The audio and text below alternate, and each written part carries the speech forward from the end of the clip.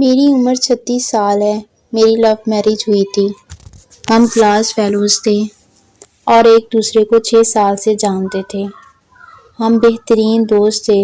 دوران تعلیم ہم نے فیصلہ کر لیا تھا کہ میرے شوہر کی جاب سیٹل ہونے کے بعد گھر والوں کی رضامندی سے ہم شادی کر لیں گے۔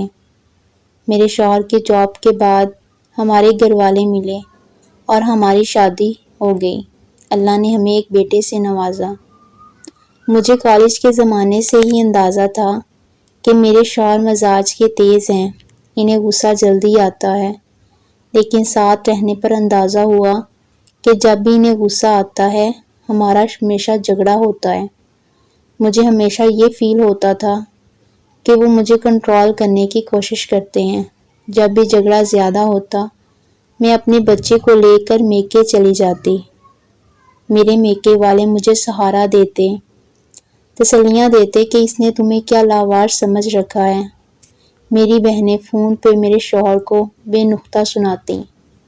بہرحال صلح صفائی ہو جاتی اور میں گھر آ جاتی، لیکن یہ بات ہم دونوں جانتے تھے کہ ہم دونوں ایک دوسرے سے پیار کرتے ہیں اور میں اپنے شوہر کو کبھی نہیں چھوڑنا چاہتی، لیکن ہر جھگڑے کے دوران انہیں یہ ضرور کہتی کہ اگر مجھے چھوڑنا ہے تو چھوڑ دیں۔ مجھے علم ہے کہ یہ سب صرف میں اپنی انا کو بلند رکھنے کے لیے کہتی تھی۔ ایک بار ہمارا جھگڑا اتنا بڑھا کہ انہوں نے پہلی بار مجھ پہ اپنا ہاتھ اٹھایا اور گھر سے باہر نکال دیا۔ میں سیدھا اپنے میکے گئی۔ میرے گھر والے مجھے لے کر سیدھا پولیس اسٹیشن گئے۔ میرے شوہر اریسٹ ہو گئے۔ سسرال والوں نے مجھے کیس واپس لینے کے لیے کہا۔ میرے شوہر نے مجھ سے معافی مانگی اور کہا کہ آئندہ یہ سب نہیں ہوگا۔ میں نے کیس واپس لے لیا اور واپس اپنے گھر چلی گئی۔ 3 ماہ بعد ہمارا پھر سے جھگڑا ہوا اور ہمیشہ کی طرح میں اپنا بچہ اٹھا کر اپنے میکے چلی آئی۔ 2 دن بعد مجھے خبر ملی کہ میرے شوہر ہسپتال میں ہیں۔ میرے گھر والوں نے مشورہ دیا کہ مجھے انہیں دیکھنے جانے کی کوئی ضرورت نہیں، بلکہ میری بہنوں کا کہنا تھا کہ یہ سب ڈرامہ ہے۔ تمہیں ایموشنل بلیک میل کرنے کے لیے وہ 1 ہفتہ ہسپتال میں رہے۔ نہ میں ملنے گئی اور نہ ہی کال کی۔ کچھ دنوں بعد مجھے طلاق کا سمن ملا۔ مجھے طلاق نہیں چاہیے تھی۔ مجھے اپنے شوہر سے محبت تھی۔ میں اپنا گھر خراب نہیں کرنا چاہتی تھی، لیکن میری انا آڑے آ رہی تھی۔ مجھے لگ رہا تھا کہ طلاق کا منع کر کے میں نیچی ہو جاؤں گی۔ میں نے انہیں کال کی کہ جب چاہیں طلاق لے لیں، میں بھی اس جہنم میں نہیں رہنا چاہتی۔ کورٹ میں ہمارا کیس آسانی سے نمٹ گیا۔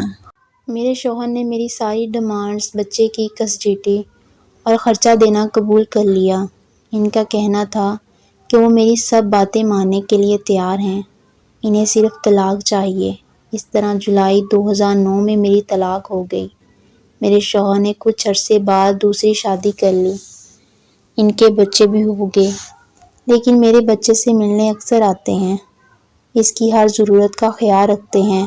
بچے کا خرچ مجھے پابندی سے ملتا ہے، بلکہ میرا گزارا بھی انہی پیسوں سے ہوتا ہے۔ میں اپنے بچے کے ساتھ میکے میں رہتی ہوں۔ میری تمام بہن بھائی اپنی اپنی زندگی میں خوش ہیں۔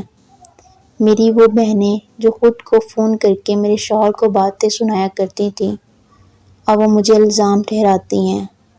مجھے اب احساس ہوتا ہے کہ میں اپنی شادی بچا سکتی تھی اگر میں نے ہر بات میں دوسروں کو انوالو نہ کیا ہوتا۔ کبھی کبھی ہمارے خیر خواہ ہی ہمیں ڈبو دیتے ہیں۔